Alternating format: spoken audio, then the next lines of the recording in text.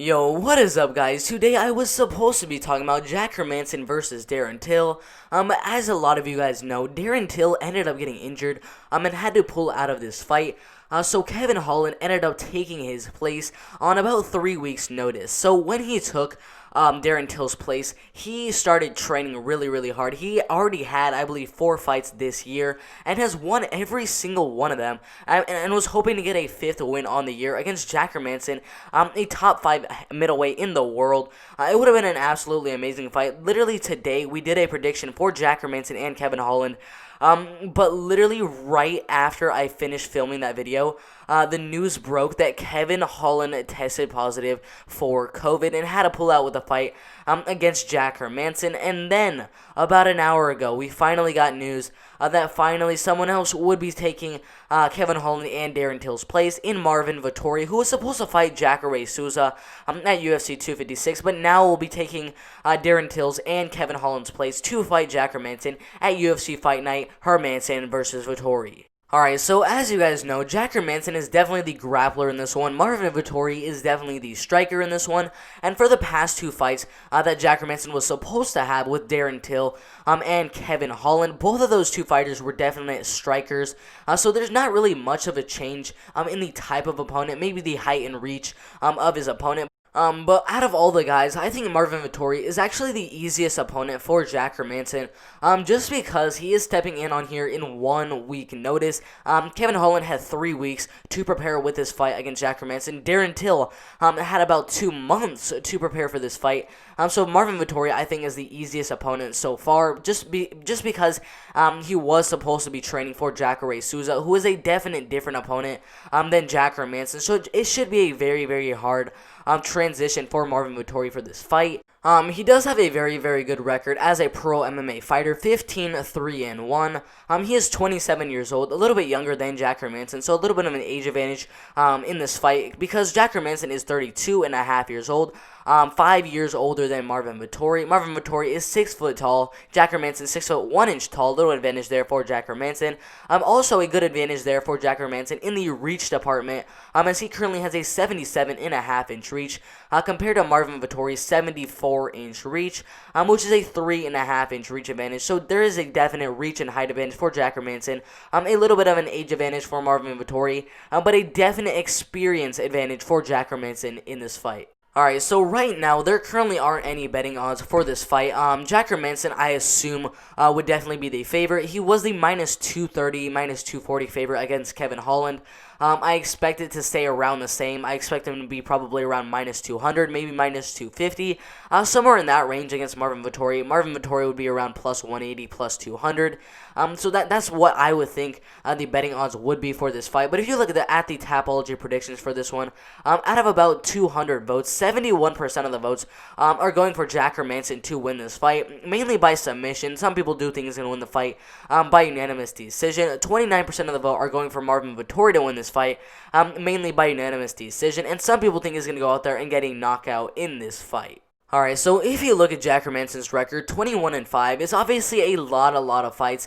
I mean, he's been fighting, I believe, since 2010.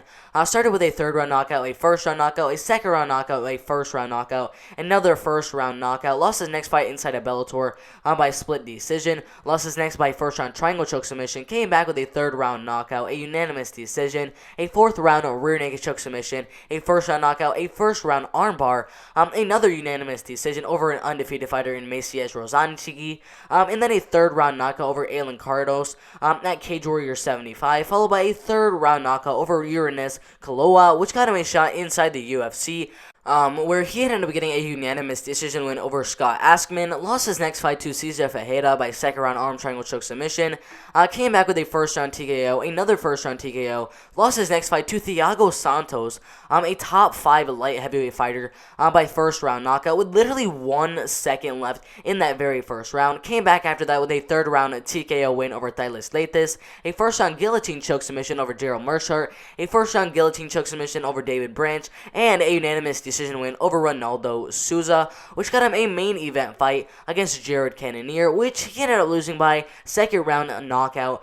Came back after that with a co-main event spot against Kelvin Gastelum, which he ended up winning by first round heel hook submission in literally just 1 minute, 18 seconds of that very first round. He was supposed to fight Darren Till, as we said, then Kevin Holland, and now, finally, he's going to be fighting someone in Marvin Vettori, but who knows? Marvin Vettori may get some sort of neck disease.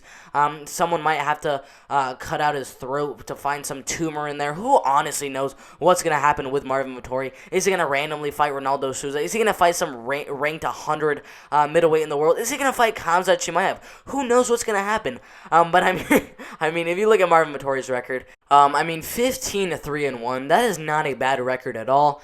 He started his career back in 2013 with 5 straight wins in a row, lost his next fight by unanimous decision, came back with 2 wins, a unanimous decision, a first-round knockout over Jack Mason, and a first-round guillotine choke submission over Igor Arau, which got him a shot inside the UFC at UFC 202 against Alberto Uda, who he ended up beating by first-round guillotine choke submission, lost his next fight to Antonio Carlos Jr. by unanimous decision, came back with a unanimous decision win over Vitor Murada, then got a draw in his next fight to Omari Akhmedov, a majority decision draw, and then lost his next fight to Israel Adesanya by split decision. He is known as the closest person to ever beat Israel Adesanya in a pro MMA bout, as one of those judges gave him the win.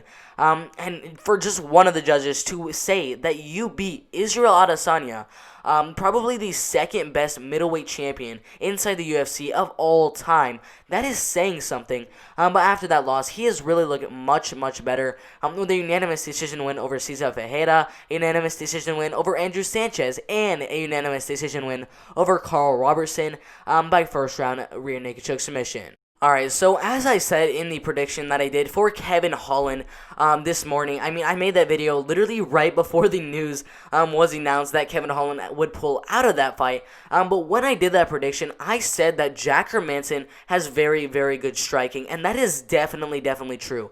If you look at this man's record, as we already did, 10 of his wins have come by knockout, 7 have come by submission, and 4 of those have come by unanimous decision. This dude really likes to get finishes in his fights, and mainly by knockout, which is kind of weird. A lot of people know him as a submission guy, but he has really good power. And when you have a guy that has really good power and very good submission skills, that is just so dangerous. In the fight with Jared Cannonier, I believe last year in 2019, I actually thought Jack Hermansson would win that fight just because he's so well-rounded.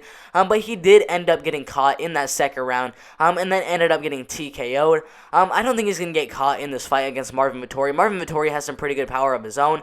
But if Marvin Vettori would win this fight, I would think he'd win it by unanimous decision. If Jack Hermansson would win this fight, I think it would be by submission. I think he's actually going to go for takedowns in this fight over Marvin Vettori. Marvin Vettori's obviously going to try to keep the fight on the feet. But if Jack Hermansson could get the fight to the ground and get Marvin Vettori's back, which I actually think he's going to do, I think there's a huge possibility Jack Hermansson gets Marvin Vettori's back and goes for that rear naked choke submission, and I think he'll get that submission in the 3rd round. Alright, so that is my prediction for this main event at UFC Fight Night Hermansson vs. Vettori. I have Jack Hermansson winning by 3rd round submission, by rear naked choke submission. That is exactly the prediction I had for Jack Hermansson and Kevin Holland. I think Kevin Holland is a little bit better on the striking game, but I still think the outcome would have been the same, regardless of the fighter for Jack Hermansson. I think he would have took either fighter down and gone for that rear naked choke submission multiple times, and I think he would have definitely got it in that 3rd round. So if you guys agree with that prediction, or if you don't agree with that prediction, put in the comment section below who you guys think is going to win this fight, how you guys think that fighter is going to win this fight. Make sure to hit that subscribe button and turn on those post notifications so you don't miss any of the uploads I post on this channel. I post videos every single day, UFC predictions, LFA predictions, Bellator predictions, Invicta predictions, Contender Series predictions. There are so many different predictions I can do on this channel. If there's any predictions I'm missing out there, put in the comment section below what you guys want me to do next. It's been a very fun video to do. I'm out of here.